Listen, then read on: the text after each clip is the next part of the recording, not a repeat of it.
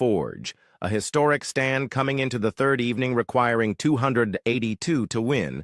South Africa were reeling at 70 for 2 when two warriors stood tall. Aiden Markram, with composure carved from stone, and Captain Temba Bavuma, battling a painful hamstring injury, constructed an unbroken partnership of 143 runs that shifted the narrative decisively in South Africa's favor. With Bavuma limping between the wickets and Markram threading elegant boundaries through gaps, the Proteas exuded calm authority. Markram's century, his 8th in Test cricket, came off 156 balls and was a statement of intent, finesse, and grit. The Australian bowlers tried everything: short balls, spin, reverse swing, but nothing rattled the South African duo. The day ended with South Africa on 213-2, just 69 runs away from their destiny. Day 4. Glory at last. South Africa, seal the deal. Tensions were high on the fourth morning. The ghosts of past heartbreaks loomed large. Could South Africa hold their nerve? Bavuma fell early to a lifting delivery from Pat Cummins, and Stubbs followed soon after, brilliantly undone by Mitchell Starc. Suddenly, the chase felt steep again, but Markram remained unmoved, unfazed, undeterred. Alongside Kyle Verreynne and David Bedingham, he soaked up the pressure, played the angles, and ticked off the runs. When Markram finally departed for a glorious 136, 207 balls, 14 fours, with only 6 needed, he had already immortalized himself. The winning moment came via Verreynne, who drove a full toss from Starc through the covers. The crowd erupted, teammates rushed the field. And after 27 years of near misses, South Africa had a global ICC trophy that truly mattered. Match summary: Australia 212 and 207, South Africa 138 and 282 BR5. Markram 136, Bavuma 66, Starc 3-66. South Africa won by 5 wickets, moments that defined the final Markram's redemption arc. From a duck in the first innings to a match-winning 136, this was Markram's career-defining performance. Bavuma's grit under duress. Injured but unbowed, the skipper's 66 in the second innings provided stability and leadership when it mattered most. Rabada's fiery spell. With match figures of 9 wickets, Kagiso Rabada's aggression and precision set the tone, especially in Australia's collapse from 73-3 to 73-7 in their second innings. Australia's missed chances. Stephen Smith dropping Bavuma on 2, and their reviews burnt wastefully, exposed cracks in Australia's pressure management. Verreynne's composed finish. Amid the frenzy, his calm presence helped navigate the final few runs with mature temperament. Celebrations. A nation rejoices with the final runs scored, tears flowed freely, on the field and in South African homes. Bavuma lifted the mace with his son in his arms, dancing erupted on the Lord's outfield, and chants of "O Temba Bavuma" echoed across the stands. The unity, joy, and release were palpable. This wasn't just a cricket match. It was a national resurrection. "We've been relentless, getting to the doorstep consistently and experiencing heartache. This is for the people back home," said Bavuma. "It's the most special day of my career," added Markram. "Lords is every cricketer's dream. To win here in a final for South Africa is everything." Significance of the win ends 27-year drought since their last ICC title, 1998 knockout trophy. Breaks the choker's tag that has haunted them through countless semifinals and finals. Validates the next generation with players like Markram, Verreynne, Bedingham, and Ngidi stepping up. Sends a powerful message about the health and strength of Test cricket outside the Big Three. Australia, fallen giants, questions loom. Pat Cummins admitted, "Few things we didn't do right. Didn't bat the opposition out after a decent lead. But South Africa didn't give us a chance in the fourth innings. For a side that had dominated the early stages, Australia will rue their middle-order failures and dropped catches. Their campaign ends with introspection." Final words. South Africa's triumph in the 2025 World Test Championship final at Lord AS is more than a victory. It's a redemption story, a dream fulfilled, and a symbol of a nation's resilience and rise. Aiden Markram now walks with the legends. Temba Bavuma joins Graeme Smith, Sean Pollock, and A.B. de Villiers in the Pantheon. Rabada's fire, Bavuma's fortitude, and Markram's flair have stitched together the most glorious chapter in South African cricket. From heartbreak to history, the Proteas have finally arrived. Did you know that the Titanic was never meant to be the world's fastest ship? Yet its tale has raced through history, captivating millions worldwide. Today, we delve into the fateful journey of this behemoth of the sea, a journey that ended in one of the most infamous maritime disasters ever. Our story begins in the early 20th century. The year is 1910, and the Titanic is just a blueprint in the minds of the illustrious designers at Harland and Wolff shipyard in Belfast. This wasn't just an ordinary blueprint, but a design for a ship that would be the epitome of luxury. Over the next 2 years, this blueprint began to materialize into existence. The Titanic was crafted from over 3 million rivets and approximately 30,000 tons of steel. The ship's mammoth hull was the largest moving man-made structure of its time, truly a marvel of engineering. The workforce was comprised of a staggering 15,000 men, who toiled day and night, braving hazardous conditions. The tremendous feat of constructing this Titan took around 26 months to complete, a testament to the dedication and hard work of the workforce at the shipyard.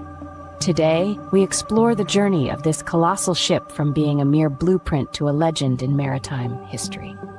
Fast forward to April 10th, 1912. The Titanic, now the largest moving object ever constructed by human hands, embarks on its maiden journey from Southampton, England, to New York City. On board are over 2,200 individuals, a diverse mixture of both privileged and underprivileged, originating from various backgrounds and cultures. Among them are wealthy aristocrats seeking the thrill of a new adventure, immigrants filled aspirations for a better life in the land of opportunities, and hard-working crew members, all endeavoring to ensure a successful voyage. Each passenger, each soul aboard this magnificent vessel, carries with them a unique story, dreams and hopes for their journey across the vast Atlantic. As the Titanic majestically traverses the vast expanse of the Atlantic, the passengers and crew aboard are entirely unaware of the lurking danger presented by iceberg fields just around the corner. It's a pertinent detail that iceberg warnings had indeed been relayed to the Titanic. These warnings didn't fall from the sky, but were rather sent from nearby ships navigating through identical routes, having caught sight of the impending icy threats. The recipient of these alarming communications was the Titanic's wireless room, a communications hub teeming with experienced operators. Yet, despite the urgency, these warnings were tragically dismissed. The current of dismissiveness was fueled by a blend of arrogance and misplaced confidence in the ship's state-of-the-art design and perceived invincibility. Meanwhile, the Titanic, under the command of its ambitious crew, plows ahead, ironically, the very speed it prided in serving as the hand that seals its doom.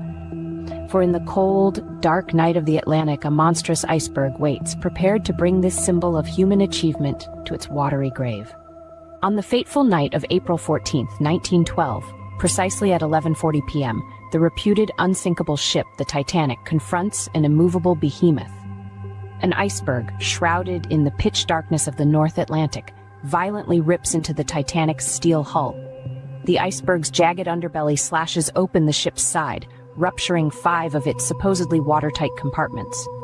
This catastrophic damage, far beyond what the ship was designed to withstand, starts an irreversible sinking process.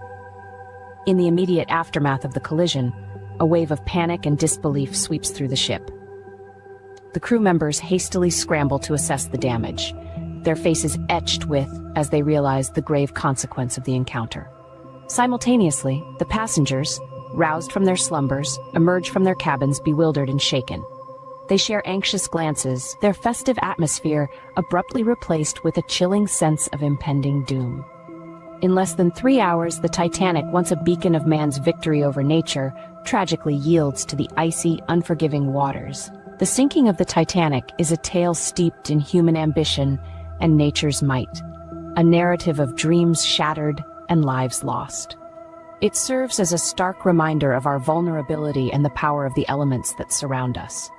We embarked on a journey that started from the conception of the Titanic in the year 1910, through its meticulous construction and grand launch, to its tragic end in the icy waters of the North Atlantic. We delved into the events leading to the disaster, the colossal iceberg collision, and the subsequent sinking of the majestic ship. But the Titanic's story goes beyond a simple tale of human hubris and the indomitable power of nature.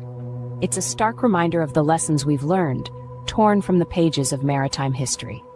The Titanic disaster was a turning point, a catalyst for change in maritime safety regulations. Its sinking immediately provoked a sea change in global attitudes towards maritime safety. In the aftermath, the International Convention for the Safety of Life at Sea, SOLAS, was established, fostering improvements in safety provisions for ships, including the mandatory use of radio for distress signals and the provision of enough lifeboats for all passengers. The story of the Titanic also had a profound impact on public perception of technology. It shattered the illusion of an unsinkable ship, revealing the stark reality of technological fallibility. This disaster served as a wake-up call to engineers and designers worldwide, prompting them to question the infallibility of technology and to reconsider how safety should be integrated into design processes. The Titanic's story, one that continues to captivate us over a century later. It's a tale that reminds us of the transient nature of life and the impermanence of even our most monumental achievements. Amid the vast expanse of history, the Titanic's story may appear as a single thread, but it is a thread that shines brightly. It is a testament to our collective memory, our fascination with the past, and our enduring capacity to learn from our mistakes, making significant strides in safety and changing our approach to technology. As we ponder over the lessons from the depths, we can't help but ask ourselves, what if the Titanic had avoided the iceberg? What if the warnings of icebergs ahead hadn't been ignored? The ship had received numerous iceberg warnings, yet they were not taken seriously. If the crew had heeded these warnings, they could have changed course or reduced speed, and the Titanic might have avoided its tragic fate. But let's say the Titanic still met with the iceberg. Could the tragedy have been averted with better communication and leadership? The ship was unsinkable, or so they thought. This overconfidence may have led to a lack of preparedness, contributing to the disaster. If the crew had been better equipped, trained, and led, could the loss of life have been minimized or avoided?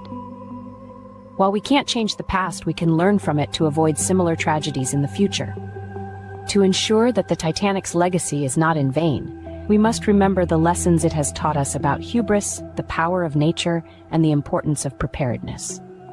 As we move forward, let us carry these lessons with us, ensuring the Titanic's story continues to echo not as a symbol of disaster, but as a beacon of learning and growth. Shubman Gill, the flame that rekindled a nation's roar. India crushes England by 337 runs at Edgbaston.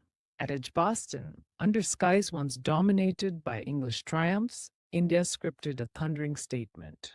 Led by a resplendent Shubman Gill and fueled by a fiery deep, India dismantled England by a colossal 337 runs, a result as emphatic as it was historic.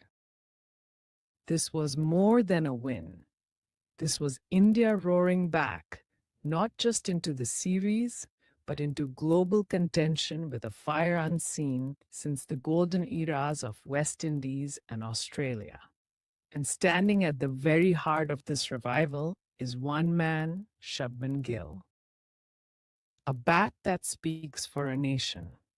Gill's breathtaking twin efforts, 269 in the first innings and 161 in the second, were innings of legend, not just for their numbers, but for their timing, their class, and their message. He batted with the serenity of, the dominance of Ponting, and the relentless focus of, but with a Gill flair all his own. No Indian captain has ever scored 430 runs in a single test, and no player in the history of the game had ever scored a double century and a 150 in the same match until now. His bat didn't just put runs on the board, it put belief in the dressing room. Bowlers fed off his calm.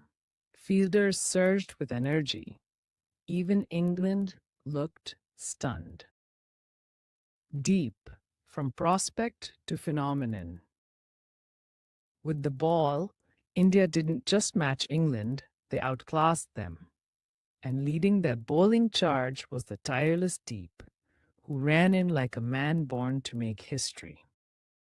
In the final innings, he claimed a magnificent 6-wicket haul, finishing with match figures of 10 wickets and delivering blows that shattered England's resistance and confidence. His seam movement, aggression, and consistency silenced the Holly stand and announced India's pace depth even in the absence of.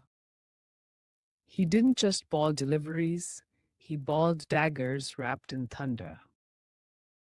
India, out-batting, out-balling, outclassing. India out-baseballed baseball on English soil without their best fast bowler, with their young captain playing only his second test in charge. Every line of England's strategy was shredded, outlasted and outscored. India's bowlers outthought and outfoxed. India's gapped and outled and outclassed. By the end, England weren't just beaten, they were buried under a mountain of scoreboard pressure and Indian brilliance. The rise of a new era. Shubman Gill's leadership is no longer a promise. It is now a pillar of a new era, an India team that plays with grace, grit, and utter ruthlessness. The team is united, the dressing room is buzzing, and the fan base is surging with belief again. Gill's appointment as captain may well go down as the single most decisive move in modern Indian cricket, a visionary call that has already begun to reshape destiny. The series comes alive. With the series now level, India heads to Lord's with momentum, confidence, and purpose. The ghosts of collapses past are exorcised. England is shaken. The world is watching. And India, led by a 24-year-old phenomenon, is roaring louder than ever.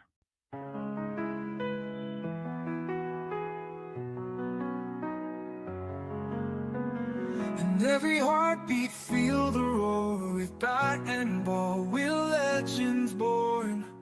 Colors bright, the picture light. For India, we'll always fight. From Delhi to the coastlines wide, the cheers are loud like ocean's tide. Every swing of hope we chase, victory shines on every face. Shall our India rising high, underneath the painted sky. With every chant the spirit soars, creating hearts forevermore. Spinning dreams like stars at night, swinging beams pure dynamite. Feel the blazing glories flame, every play another name. Unity in every crowd, voices strong and spirits proud. Together we ignite the spark, guided by that inner eye. India rising high, underneath the painted sky. With every chant the spirits soar, creating hearts forevermore.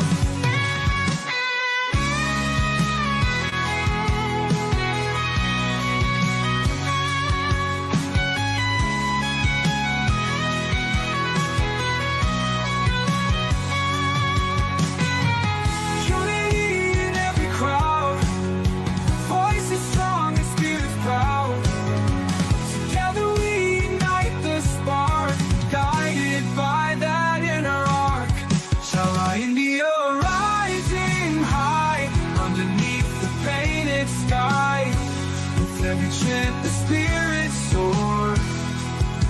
in hearts forevermore.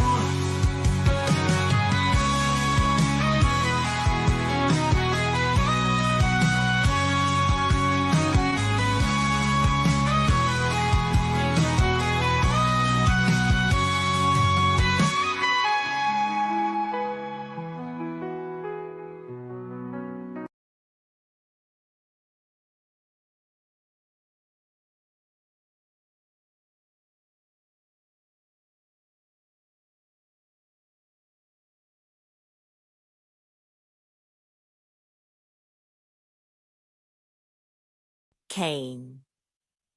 The rest of the story, a 10-minute dramatic devotional. Narrative from Cain's perspective. I was the firstborn of humanity.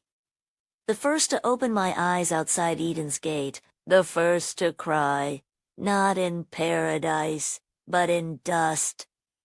Adam was strong, Eve luminous with the memory of what they told us stories of walking with God in the cool of the day, of light that clothed them, of fruit that turned sweet to bitter. We lived just east of that garden, but the gate was always shut. My brother Abel chose the pasture gentler work, it seemed to me then. Flaming swords guarded what once was ours. I grew up watching my father till the cursed ground, turning dry earth into bread. I learned to do the same. He was different. Soft-spoken. He listened more than he spoke. He had a way of talking to God like he was near, even though he was not seen. I envied that. When we brought our offerings, I brought fruit from the ground ripe, plentiful. I had worked for it.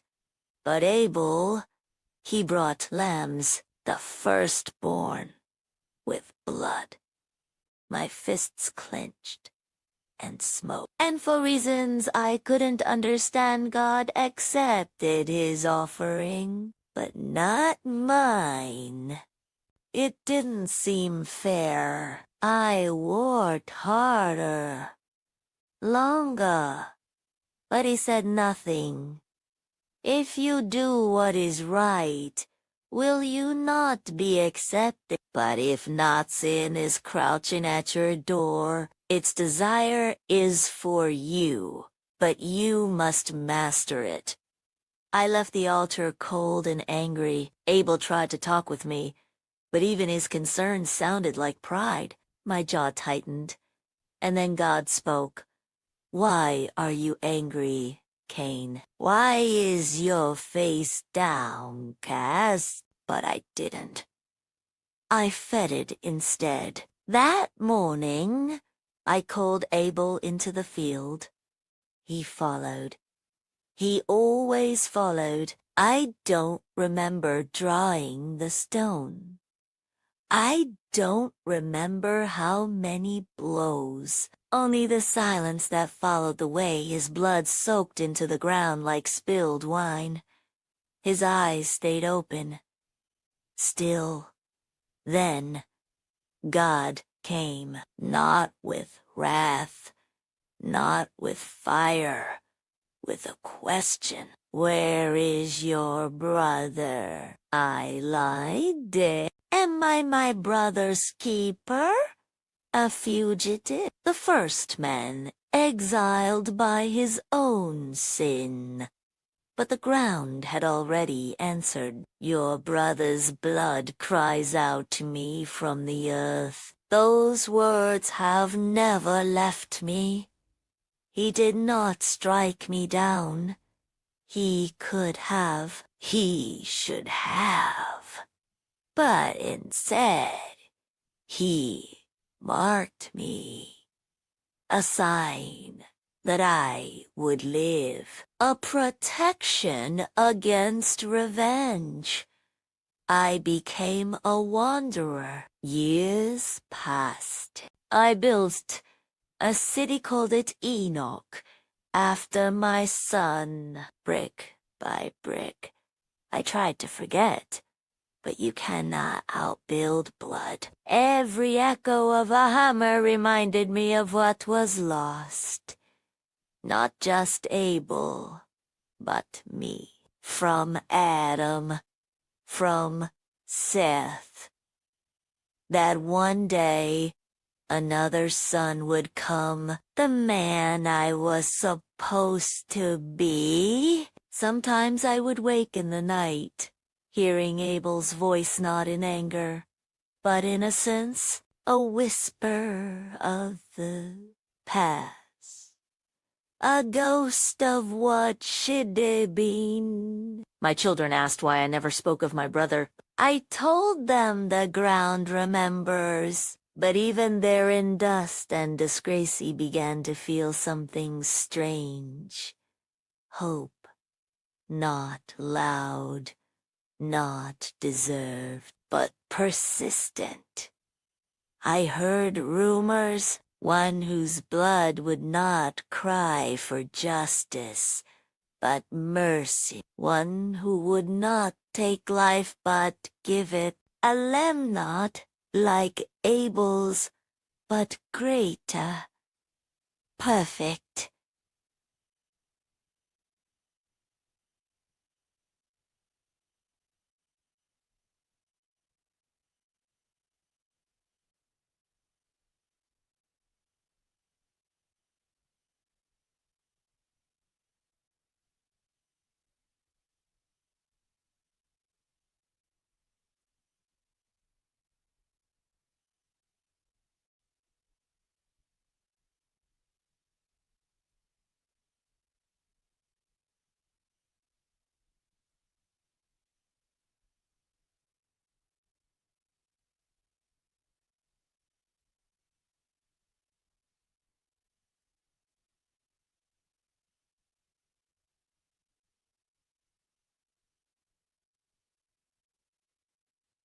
Will his blood reach even me? If you remember me only for the field, remember this too.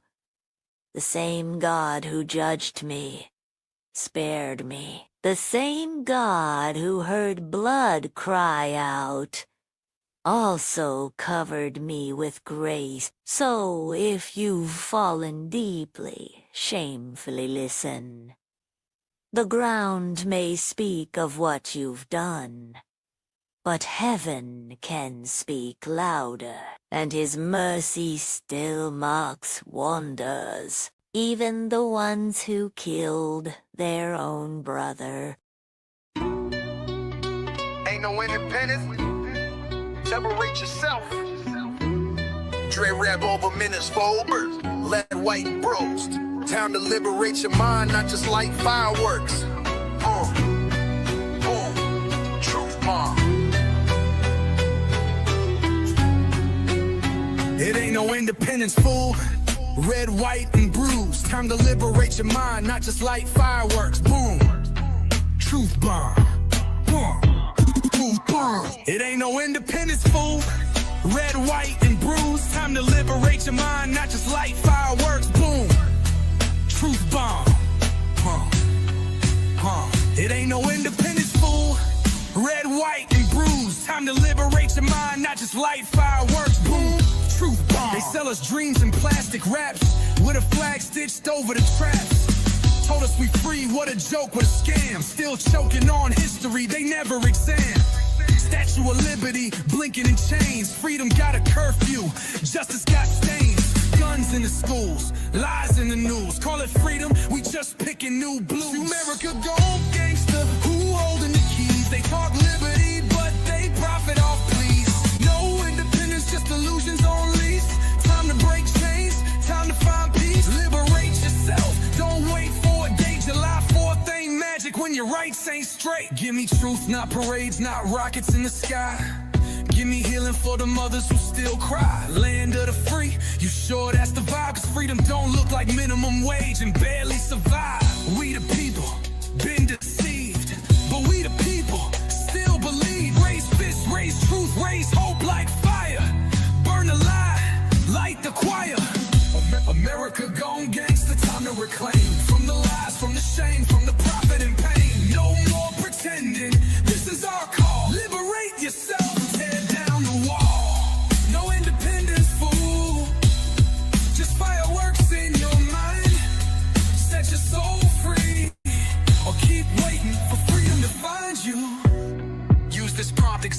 produce a bold hybrid track that feels like a sonic revolution.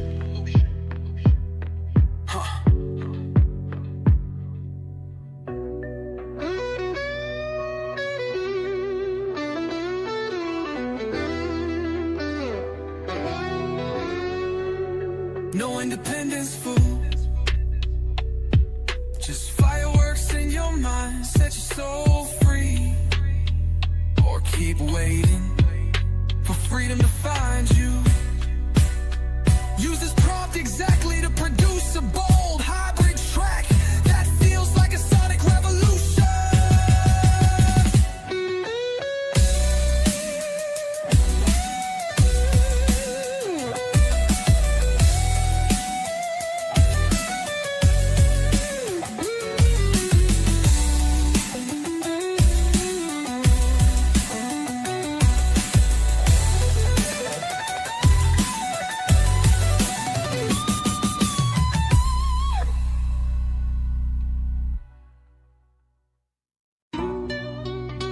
Ain't no independence. Separate yourself. Dre rap over minutes forward. Let white bros. Time to liberate your mind, not just light fireworks. Truth bomb. It ain't no independence, fool. Red, white, and bruised. Time to liberate your mind, not just light fireworks. Boom. Truth bomb. Boom. Truth bomb. It ain't no independence, fool. Red, white, and bruised. Time to liberate your mind, not just light fireworks. Boom. Truth bomb. It ain't no independence, fool. Red, white, and bruised. Time to liberate your mind, not just light fireworks. Boom.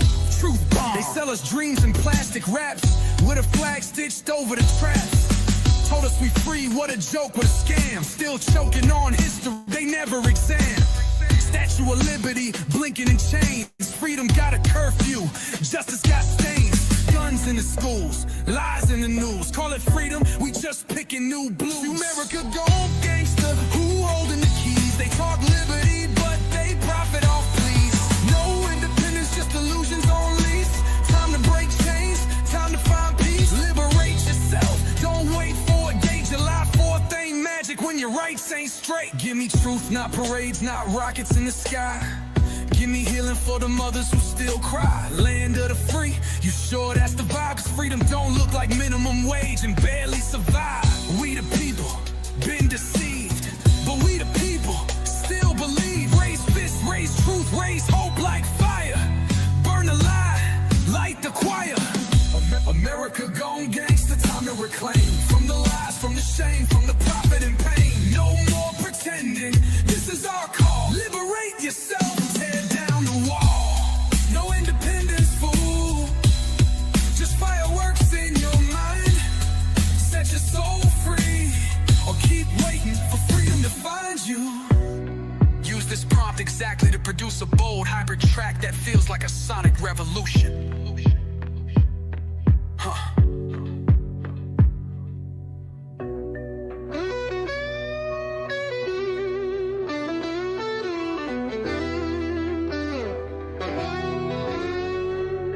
No independence, fool. Just fireworks in your mind. Set your soul free, or keep waiting for freedom to find you. Use this prompt exactly to produce a bold hybrid track that feels like a sonic revolution.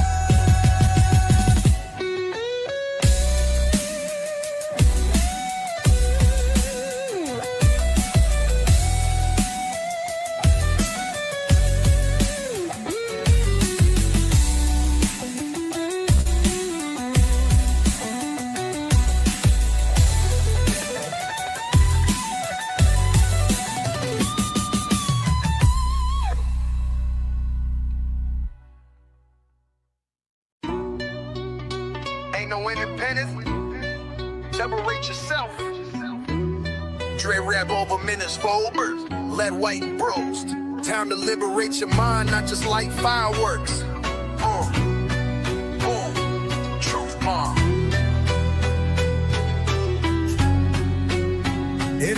independence, fool. Red, white, and bruised. Time to liberate your mind, not just light fireworks. Boom. Truth bomb. Boom. Truth bomb. It ain't no independence, fool. Red, white, and bruised. Time to liberate your mind, not just light fireworks. Boom. Truth bomb. It ain't no independence, fool. Red, white, and bruised. Time to liberate your mind, not just light fireworks. Boom. Truth bomb. They sell us dreams in plastic wraps with a flag stitched over the traps. Told us we free, what a joke, what a scam. Still choking on history, they never exam. Statue of Liberty, blinking in chains. Freedom got a curfew, justice got stains. Guns in the schools, lies in the news. Call it freedom, we just picking new blues. America gone gangster, who holding the keys? They talk liberty, but they profit off please. No independence, just illusions on lease. Time to break chains, time to find peace. Liberate yourself, don't wait for a day. July 4th ain't magic when your rights ain't straight. Give me truth, not parades, not rockets in the sky. Give me healing for the mothers who still cry. Land of the free, you sure that's the vibe? Cause freedom don't look like minimum wage and barely survive. We the people, been deceived, but we the people, still believe. Raise fists, raise truth, raise hope like fire. Burn the lie, light the choir. America gone gangsta, time to reclaim. From the lies, from the shame, from the profit and pain. No more pretending, this is our call. Liberate yourself.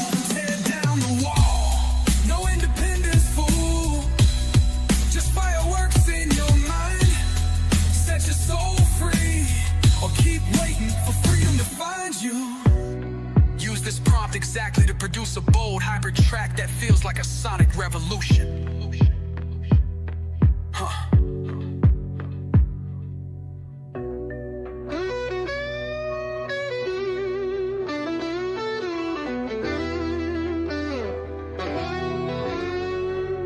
No independence, fool. Just fireworks in your mind. Set your soul free. Or keep waiting for freedom to find you. Use this prompt exactly to produce a bold hybrid track that feels like a sonic revolution.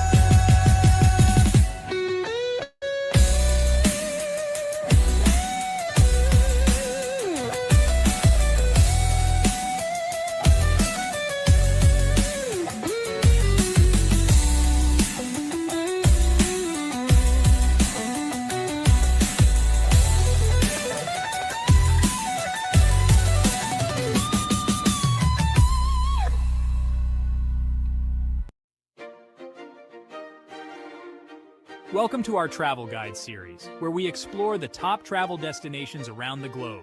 Each location is rich in history, brimming with attractions, and offers unique experiences that will inspire your wanderlust.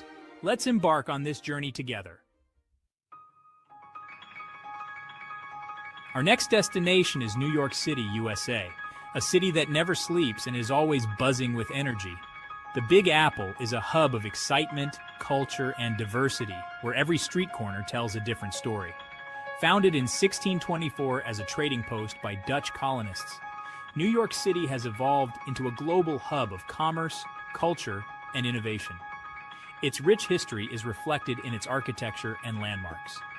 New York City is home to some of the world's most iconic landmarks, each with its own unique story and significance.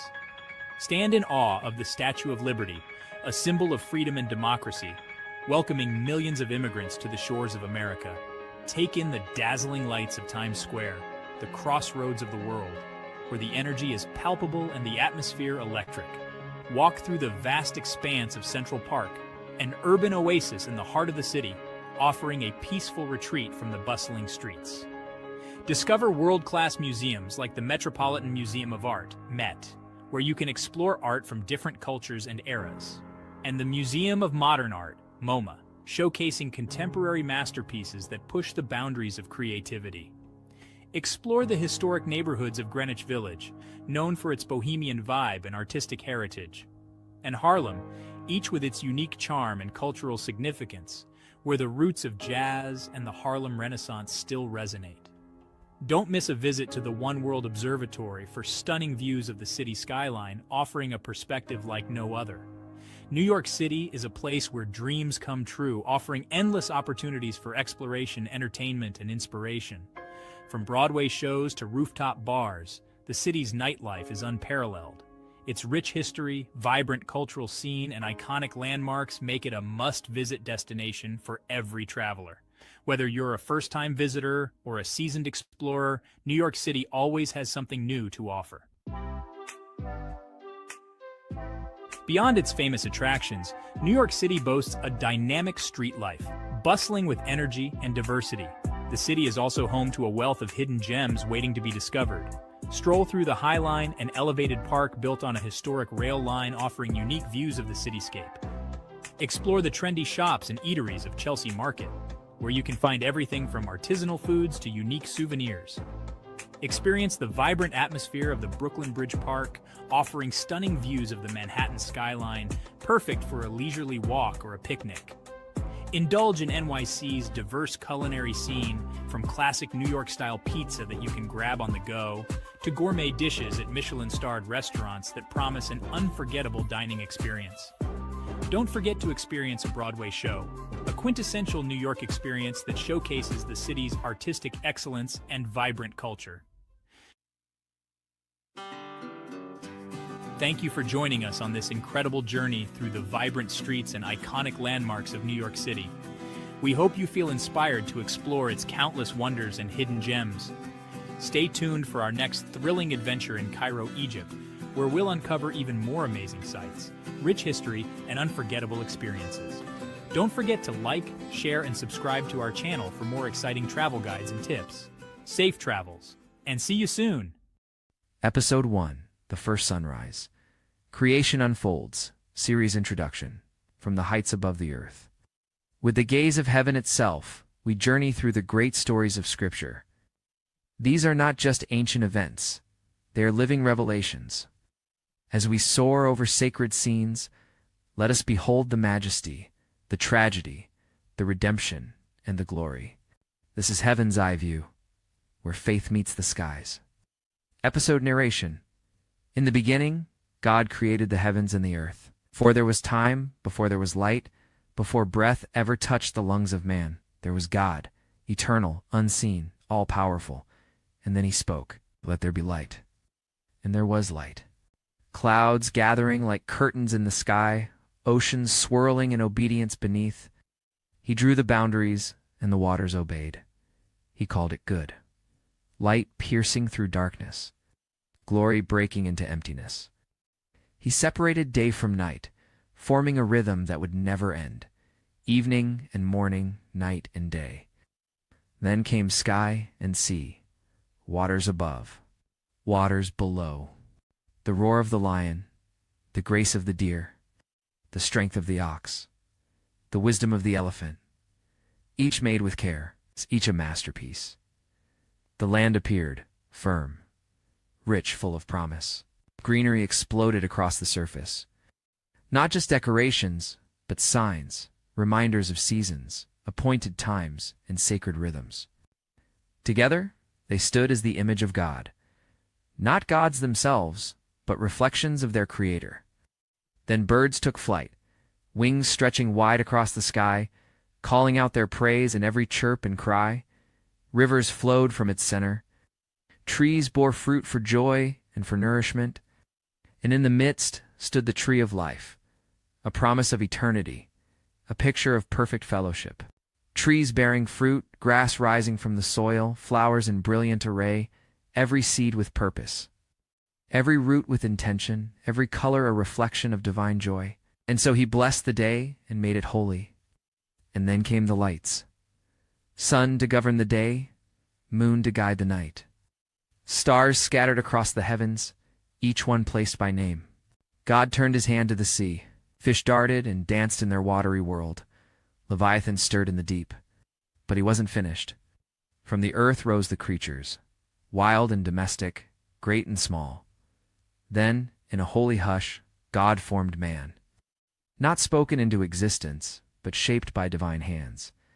He breathed into his nostrils the breath of life. Man became a living soul.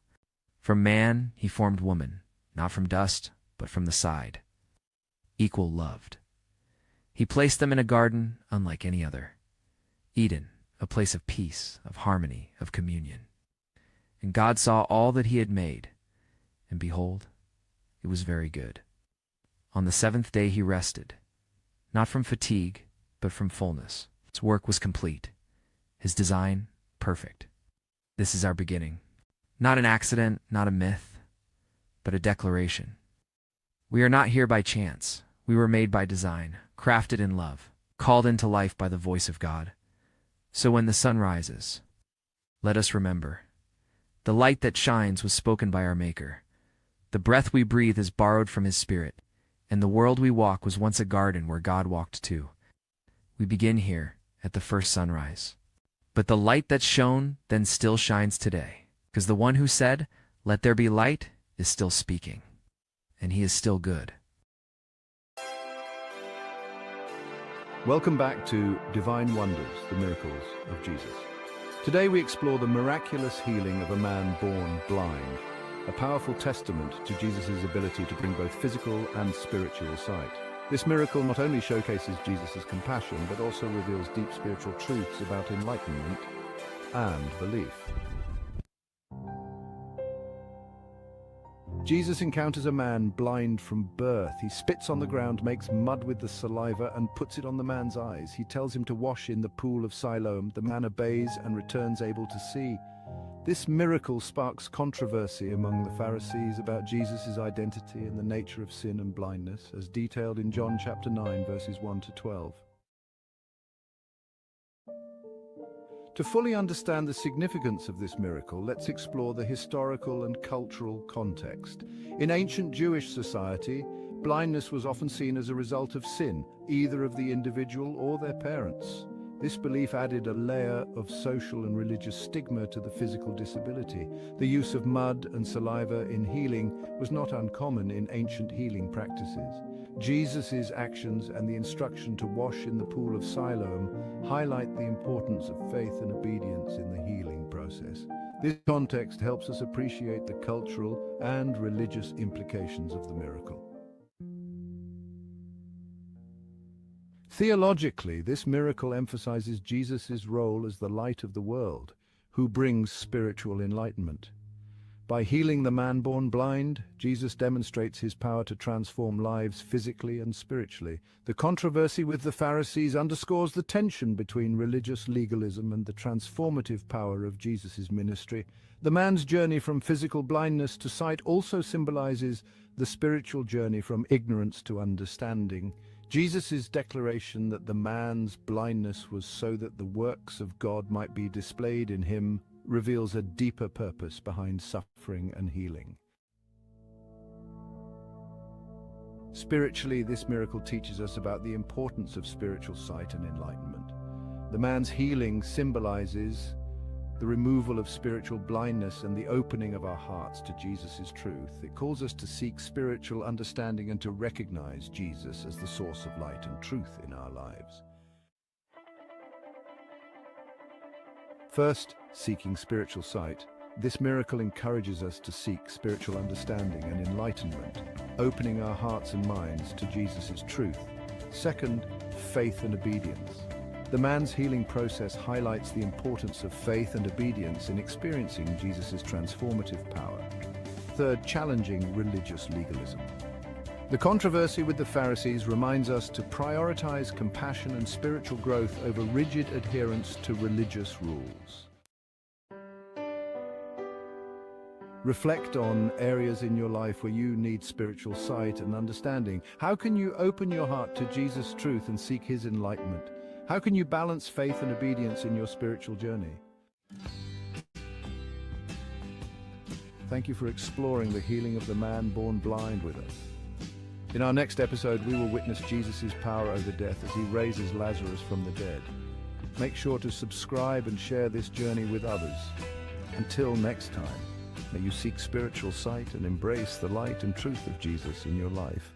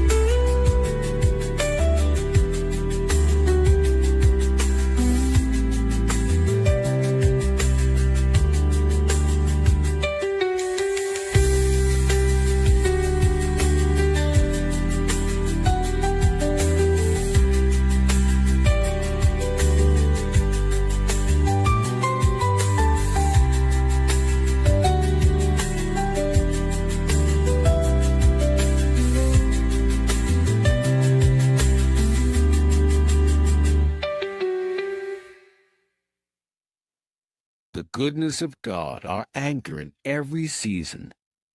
Introduction. One of the most well-known phrases in the Christian world is this: God is good all the time.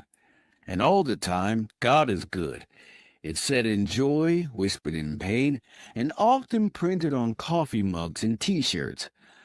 But what does it really mean when we say that God is good? Is it just a church cliche, or is it the foundation upon which we build our faith? Let's be honest, there are times when life doesn't feel good. Prayers go unanswered, pain lingers, and trials seem unending. In those moments, our understanding of God's goodness can be shaken.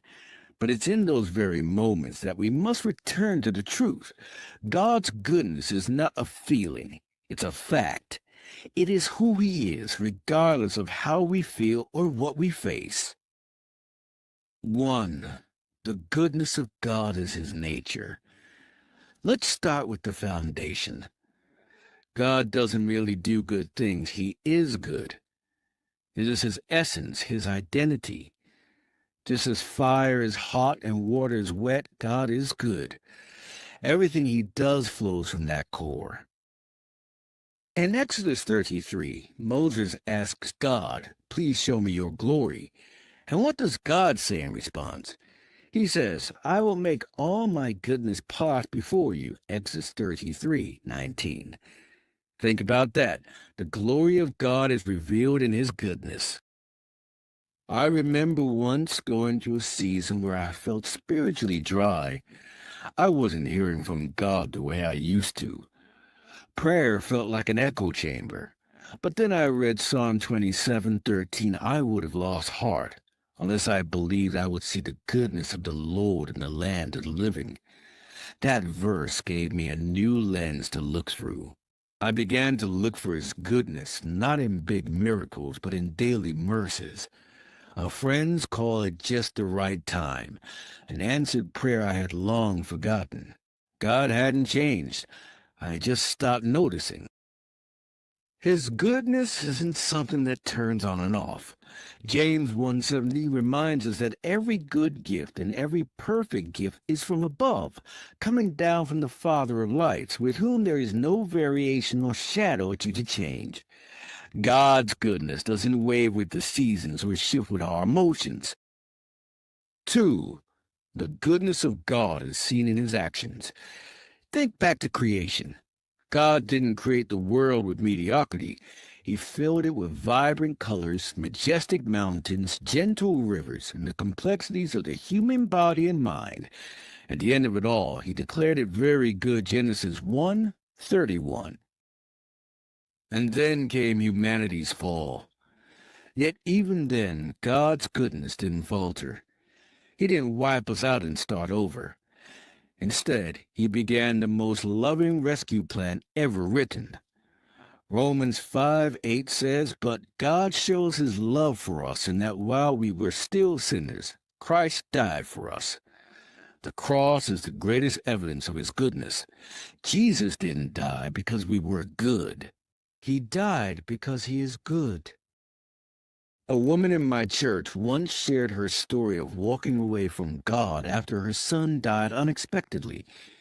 She said she couldn't reconcile how a good God could allow such pain, but years later she found herself in a grief support group, helping others through similar losses.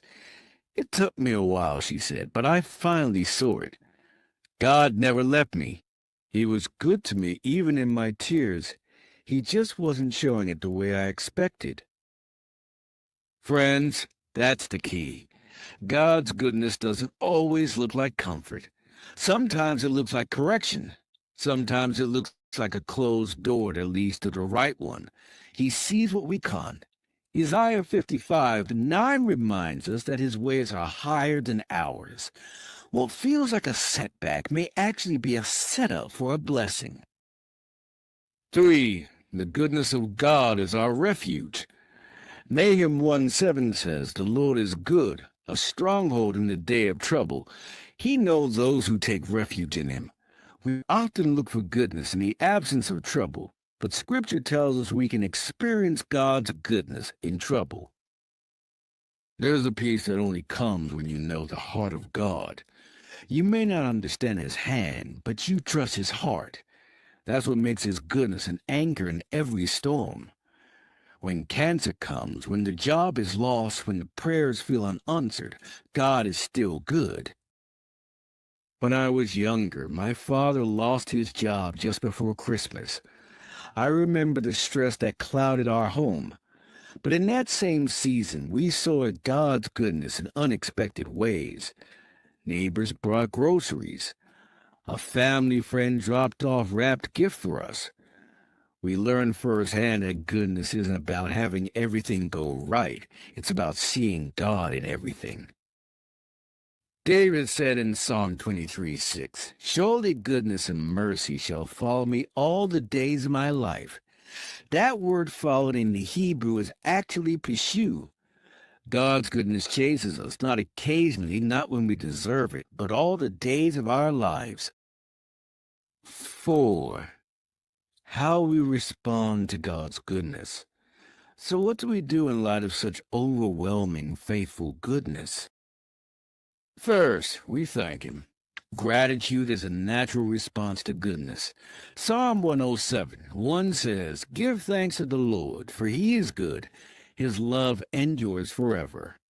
Let's be people who don't just thank God for what he gives, but for who he is. Second, we trust him. Even when we can't trace his hand, we trust his heart. We live by faith, not by sight. Third, we reflect his goodness to others. We forgive, we serve, we give, not because it makes us look good, but because it points others to the one who is good. And finally, rest in his goodness. When life gets overwhelming, remember that you don't have to carry the weight alone. God's goodness holds you. He sees you. He's working for your good even now. Conclusion. God's goodness is not a fleeting feeling or a seasonal blessing. It's the rock-solid truth that sustains us through every chapter of life. When we're on the mountain, his goodness is evident. When we're in the valley, his goodness carries us. If you're struggling to believe in God's goodness today, let me encourage you. He hasn't changed. He hasn't forgotten you. He hasn't failed you. He is good. Always. Forever. Faithfully. Let that truth sink deep into your heart. Live from it. Lean into it. And never stop proclaiming it. God is good and his mercy endures forever.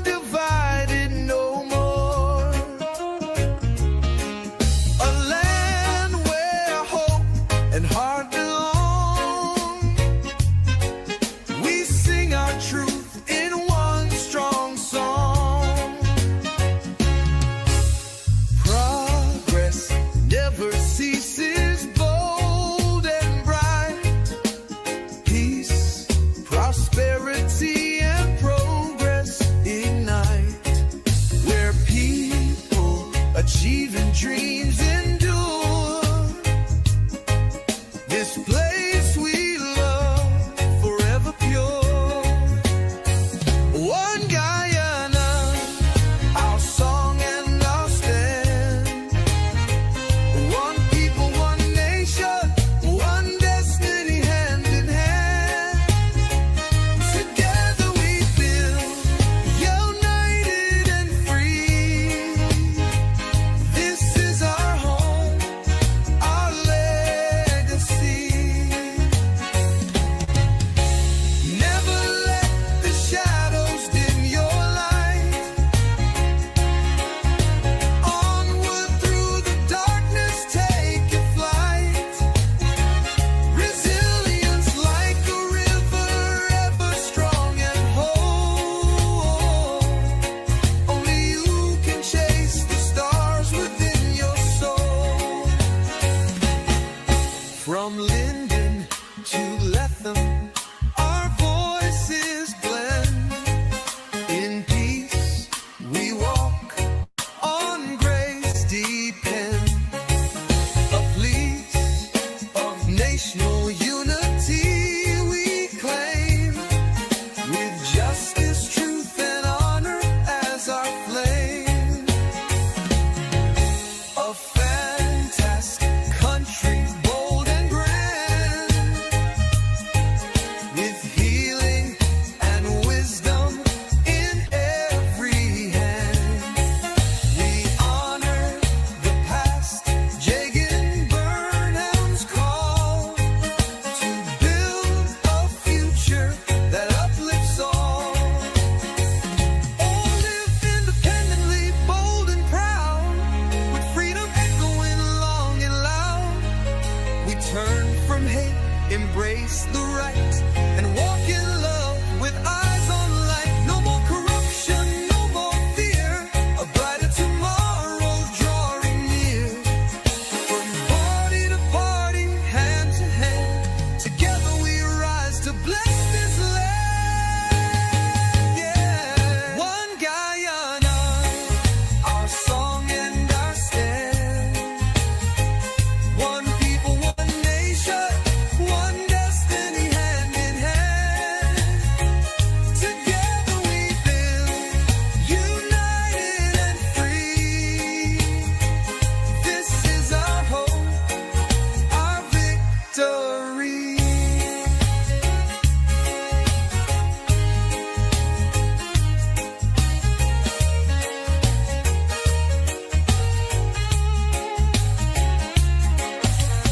Never let the shadows dim your light.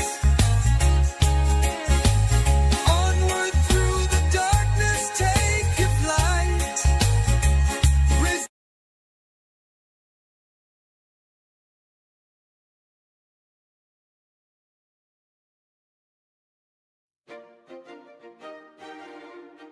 Welcome to our travel guide series, where we explore the top travel destinations around the globe.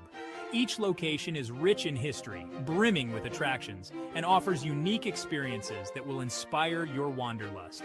Let's embark on this journey together. Our next destination is Bangkok, Thailand. Known for its ornate temples and bustling markets, Bangkok is a city of contrasts. Founded in 1782, Bangkok has grown from a small trading post to a bustling metropolis and the cultural and political heart of Thailand. Bangkok is home to some of Thailand's most impressive landmarks. Start your journey with a visit to the Grand Palace, a stunning complex of buildings that has been the official residence of the kings of Siam since 1782. Next, explore Wat Pho, home to the famous reclining Buddha and one of the oldest and largest temples in Bangkok. Take a boat ride along the Chao Phraya River, offering a unique perspective of the city's skyline and historic sites. Don't miss the vibrant Chatuchak Weekend Market, where you can shop for everything from clothing to antiques. Visit the Jim Thompson House, a museum dedicated to the American entrepreneur who helped revive the Thai silk industry. Bangkok's lively street life, rich cultural heritage, and vibrant atmosphere are sure to captivate you. Whether you're exploring its historic temples, shopping in bustling markets, or enjoying its delicious street food, Bangkok offers an unforgettable experience for every traveler. Beyond its famous attractions, Bangkok boasts a dynamic cultural scene and a wealth of hidden gems. Visit the Bangkok Art and Culture Center to see contemporary art exhibitions. Explore the historic neighborhood of Bang Rak, known for its colonial architecture and vibrant street art. Indulge in Bangkok's diverse culinary scene, from street food stalls offering pad thai and mango sticky rice, to high-end restaurants serving gourmet Thai cuisine. Enjoy a traditional Thai massage at one of the city's many spas, and experience the lively nightlife in areas like Khao San Road and Thonglor. Thank you for joining us on this journey through Bangkok. We hope you feel inspired to explore its wonders. Stay tuned for our next adventure in Barcelona, Spain, where we'll uncover even more amazing sights and experiences. Don't forget to like, share, and subscribe to our channel for more travel guides. Safe travels!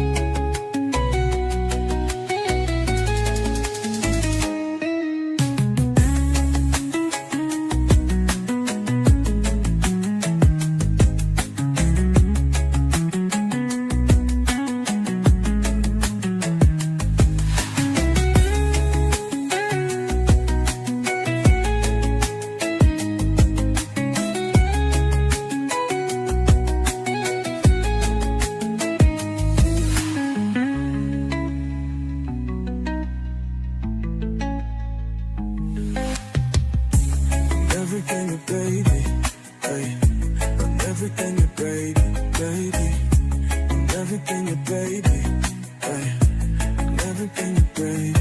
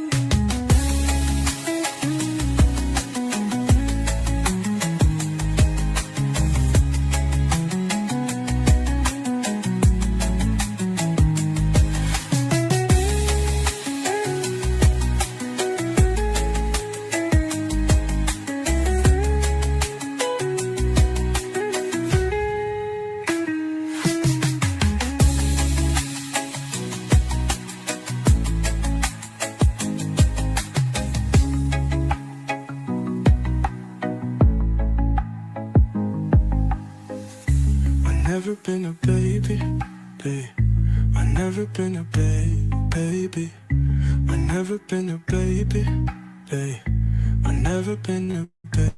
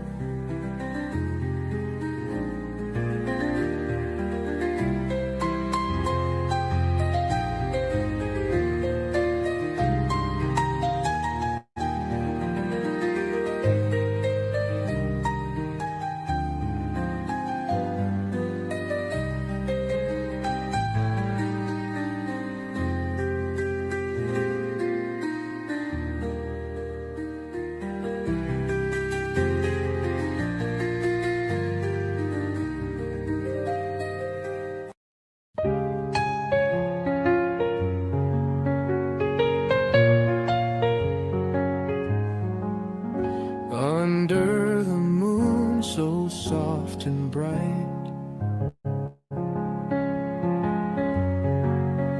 The saxophone whispers to the night.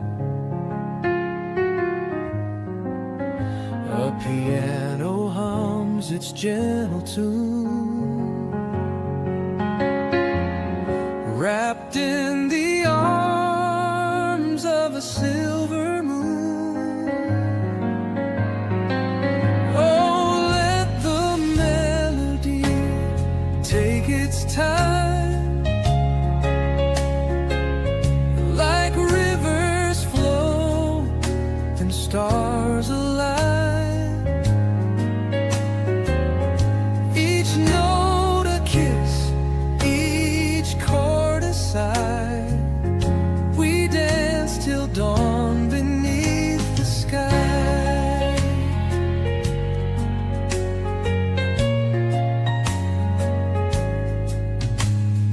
Fingers on keys, they glide so slow, breathing life to shadows that glow. The sax, it weeps a golden tear, a song of love for hearts to hear. Oh, let the melody take its time, like rivers flow and stars align. Each note a kiss, each chord a sigh. We dance till dawn beneath the sky. The air is thick with sweet refrain, a tender ache, a soothing pain. The music sways, the world stands still. This moment bends to our own will.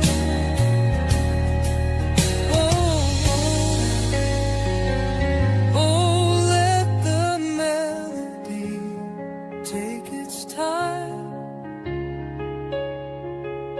like rivers flow and stars align. Each note a kiss, each chord a sigh. We dance till dawn beneath the sky.